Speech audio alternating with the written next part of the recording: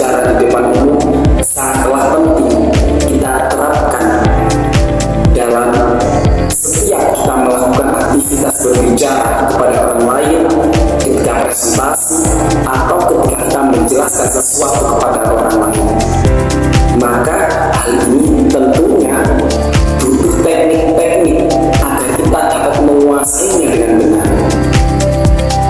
Maka dengan saya Ahmad Fahrudin akan kita pelajari bagaimana teknik membangun kredibilitas saat berbicara di depan umum. Membangun kredibilitas pembicara atau yang disebut sebagai etos adalah kunci utama agar audiens mempercayai, menghormati, dan menerima pesan yang disampaikan saat berbicara di depan umum. Kredibilitas bukan hanya tentang siapa pembicara itu, tetapi juga bagaimana ia menunjukkan kompetensi, karakter, dan kepeduliannya terhadap audiens selama berbicara. Teknik-teknik dalam membangun kredibilitas pembicara saat berbicara di depan umum antara lain persiapan yang matang, kuasai materi dengan baik, pembicara menguasai topik, akan terlihat percaya diri dan yakinkan. Juga ada latihan berbicara tanpa tergagap dan dengan alur yang untuk mencerminkan profesionalisme.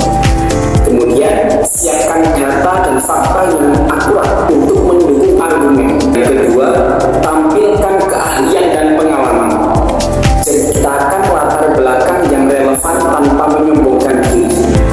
Gunakan bahasa teknik secukupnya untuk menunjukkan pemahaman, tapi tetap bisa dipahami audiens.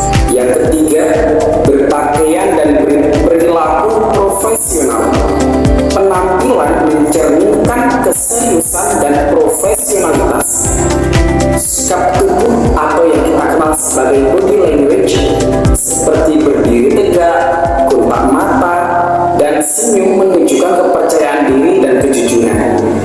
Yang keempat, tunjukkan niat baik dan empati kepada audiens. Tunjukkan bahwa Anda peduli dan ingin membantu audiens.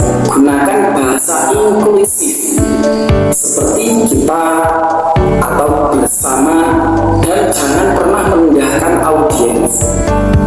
5. Bangun hubungan emosional. Ceritakan kisah pribadi atau kisah yang menyentuh. Sesuaikan gaya bahasa dengan karakter audiens. Ketika gaya bahasa formal, santai, atau inspiratif, dan sebagainya. Yang keenam adalah konsistensi dan kejujuran. Yang ketujuh, gunakan bahasa tubuh yang mendukung seperti kontak mata dan gerakan tangan yang alami mendukung penjelasan. Yang nomor 8, gunakan bahasa yang jelas, runtut, dan sopan. Yang kesembilan, ketika berbicara di depan umum atau ketika presentasi, sebaiknya kita juga mengutip sumber yang kredibel, yaitu mengutip ahli atau lembaga terpercaya untuk meningkatkan kepercayaan audiens terhadap isi materi.